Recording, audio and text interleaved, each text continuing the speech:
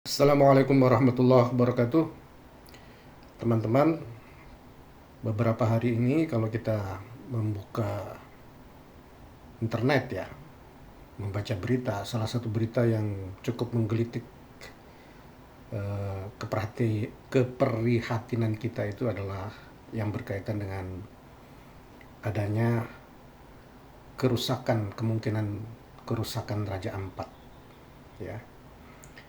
Berita beberapa hari terakhir ya menunjukkan adanya aktivitas pertambangan nikel di kawasan Raja Ampat itu yang potensial untuk menimbulkan eksternalitas negatif ya. Eksternalitas negatif itu adalah terminologi dari ekonomi lingkungan yang merujuk kepada output yang dihasilkan oleh aktivitas manusia atau industri yang berdampak kepada sekitarnya, tetapi output itu tidak dikenakan harga kalau output itu bermanfaat bagi sekitarnya, dan output itu juga tidak dikenakan biaya bagi perusahaan kalau output itu merugikan sekitarnya. Ya, itulah yang dikenal dengan eksternalitas. Nah, kalau dia output yang dihasilkannya itu negatif, bentuknya adalah kerusakan lingkungan, polusi, ya. Nah, dan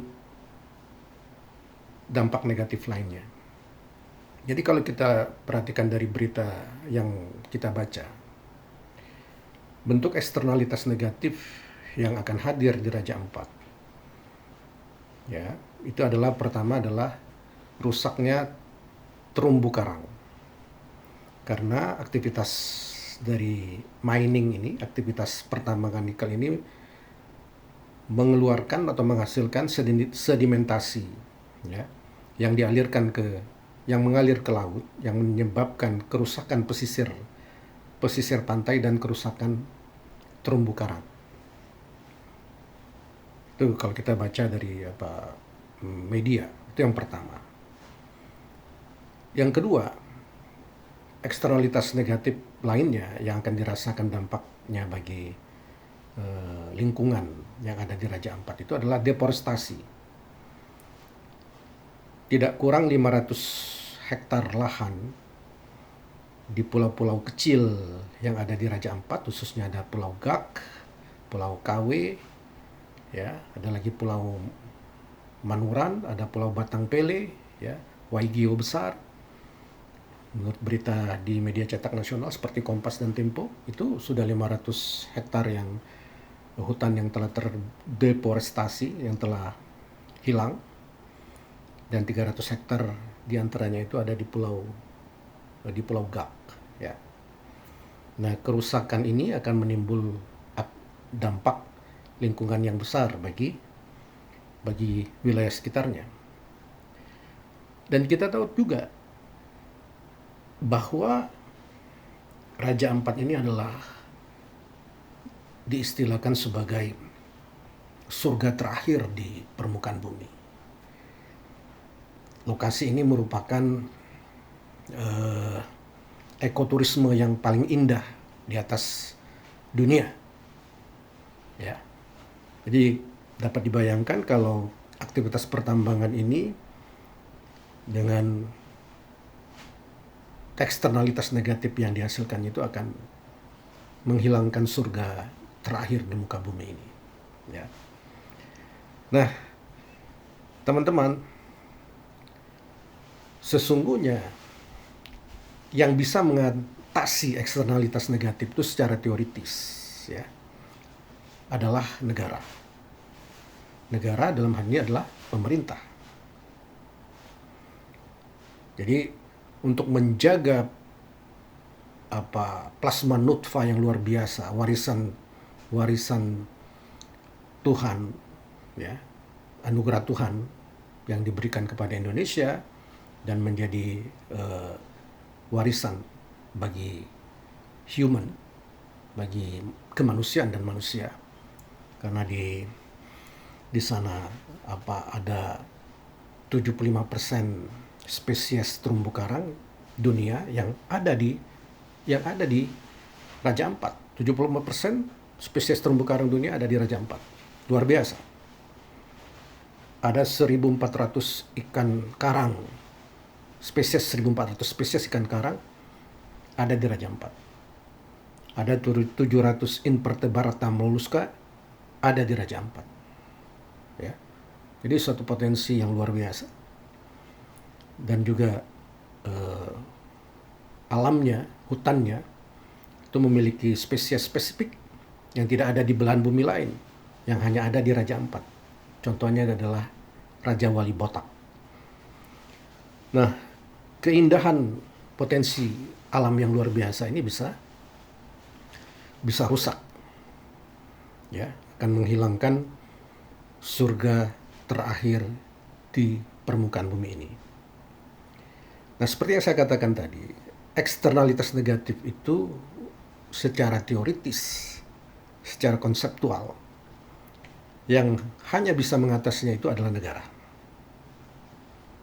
Ya, tidak ada entitas lain yang dipandang oleh para pakar ekonomi lingkungan yang bisa mengatasi eksternalitas negatif dari adanya aktivitas pertambangan kecuali negara. Nah, sebenarnya dalam kapasitas negara itu sudah mengeluarkan undang-undang. Ada Undang-Undang Nomor 1 tahun 2014 tentang pengelolaan kawasan pesisir dan pulau-pulau kecil, di mana sudah dinyatakan di situ menurut Tempo bahwa pulau-pulau kecil itu tidak diperkenankan adanya aktivitas pertambangan. Begitu juga diperkuat oleh keputusan Majelis MK, ya, nomor 35 garis miring PUU 2021 garis miring 2023 yang memperkuat bahwa untuk aktivitas pertambangan di pulau-pulau kecil itu terlarang. Tapi kenyataannya adalah ternyata pulau-pulau kecil tadi seperti Pulau Gak, Pulau Kawe, ya, Pulau Manuran itu ada aktivitas pertambangan nikel. Nah, memang ini permasalahan yang mendasar. Jadi kita bayangkan kalau dikatakan bahwa solusinya adalah negara, tetapi kemudian dalam implementasinya negara tidak berhasil mencegah kerusakan alam dari Raja Ampat, timbulnya eksternalitas negatif di Raja Ampat yang bisa ke depan menghilangkan surga terakhir di muka bumi ini. Ya. Posisinya sebagai surga terakhir di muka bumi menjadi hilang, tidak lagi indah, tidak lagi mempesona alamnya, tapi alamnya menjadi kumuh, menjadi rusak dikarenakan aktivitas pertambangan yang tidak bertanggung jawab. Seperti yang kita katakan tadi, secara aturan regulasi tidak diperkenankan aktivitas pertambangan terjadi di pulau-pulau kecil. Tapi kemudian kenapa itu tetap terjadi? Nah, inilah kemudian yang menjadi titik permasalahan utama. Ya. Teori ekonomi lingkungan gagal memberikan solusi ketika mengatakan pemerintahlah yang bertanggung jawab untuk mengatasi masalah eksternalitas negatif dari aktivitas yang mengelola sumber daya alam, termasuk pertambangan di dalamnya. Karena teori ini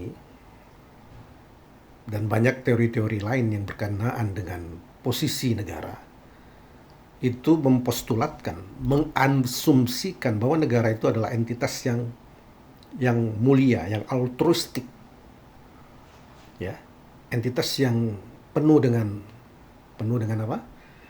Penuh dengan keadilan, penuh dengan kecintaan kepada rakyatnya, kepada publik, ya, berorientasi untuk kesejahteraan dan kemaslahatan publik yang setinggi-tingginya. Itu asumsi dasar dari teori ekonomi ketika berbicara eksternalitas negatif. Makanya tidak bisa eksternalitas negatif diserahkan kepada pelaku ekonomi. Karena pelaku ekonomi mereka adalah self-interest, hanya mengutamakan dirinya. Mereka berorientasi kepada untung dan profit. Mereka tidak bisa mengendalikan dirinya untuk secara sendirinya dengan kesadaran pribadi untuk tidak merusak alam. Negara lah yang bisa melakukan itu. Tapi permasalahannya kemudian ternyata negara itu tidak berbeda dengan pelaku ekonomi pada umumnya. Figur-figur pejabat publik, figur-figur pengelola negara, sesungguhnya kalau kita telaah lebih dalam, mereka semua adalah self-interest. Ya, berorientasi kepada kepentingan pribadi, pada keuntungan pribadi yang setinggi-tingginya dengan memanfaatkan posisinya sebagai pejabat negara.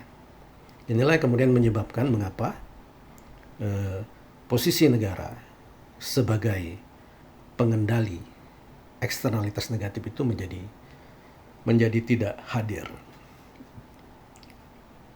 Jadi teman-teman, walau bagaimanapun pesimisnya kita, ya, saya secara pribadi berharap Presiden Prabowo adalah figur yang merefleksikan bahwa negara itu adalah entitas yang mempunyai